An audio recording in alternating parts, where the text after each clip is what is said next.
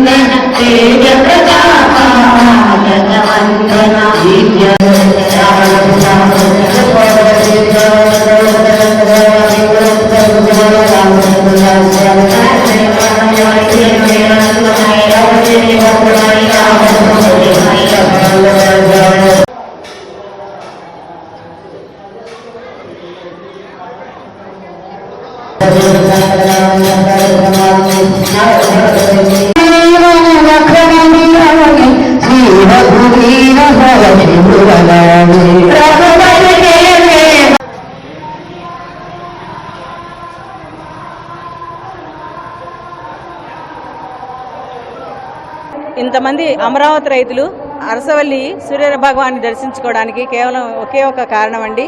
1631 రోజుల అమరావతి ఉద్యమ నేపథ్యం ఫలితమే ఈనాటి ఎన్నికల ఫలితాలండి. మేము ఆ రోజు ఉద్యమం చేసేటప్పుడు ఒకటే అనుకున్నామండి, రాష్ట్రానికి రాజధానికి నిర్మించే నేత ఎప్పుడైతే మళ్ళీ అధికారంలోకి వస్తాడో ఆ రోజు మళ్ళీ మేము సూర్య భగవాన్ని దర్శించుకుంటామని చెప్పి నాడు పాదయాత్ర జరిగినప్పుడు మేము అందరూ అనుకోవడం జరిగిందండి. దానిలో భాగంగానే ఈరోజు మళ్ళీ దర్శించుకున్నాము. అయితే ఇక్కడ అమరావతి ఉద్యమానికైనా ఒకటే కారణం అండి, రాష్ట్రాన్ని అభివృద్ధి చేయాలి, అభివృద్ధి చేసే దార్శనికుడు రావాలి, ఆ దార్శనికుడు వచ్చే వరకు కూడా ఉద్యమాన్ని మనం కొనసాగించాలని నాడు అనుకున్నామండి. ఎంత కష్టాన్ని ఓర్చుకొని మహిళలందరూ కూడా ఏకతాటిపై నుంచొని అది సాధించే వరకు కూడా అలు పెరగకుండా ఏమాత్రం అసహనం గురి కాకుండా ఎంతమంది ఎన్ని మాటలు అన్నప్పటికీ కూడా అన్నిటికీ ఓర్చుకొని ఏకైక లక్ష్యం అమరావతి రాజధాని నిర్మాణమే అనేది మనోసంకల్పంతో కొనసాగటం జరిగిందండి. నేను తుళ్ళూరు రైతుని. ఇక్కడ 108 సార్లు హనుమాన్ చాలీసా పారాయణ చేయడానికి అరసవల్లి సూర్యనారాయణ స్వామి దగ్గరికి వచ్చాము. 400 మందిని 5 బస్సులు వేసుకొని వచ్చాము. గత ప్రభుత్వం మమ్మల్ని చాలా ఇబ్బంది పెట్టింది కాబట్టి అప్పుడు మేము మొక్కు తీర్చుకోలేకపోయాం.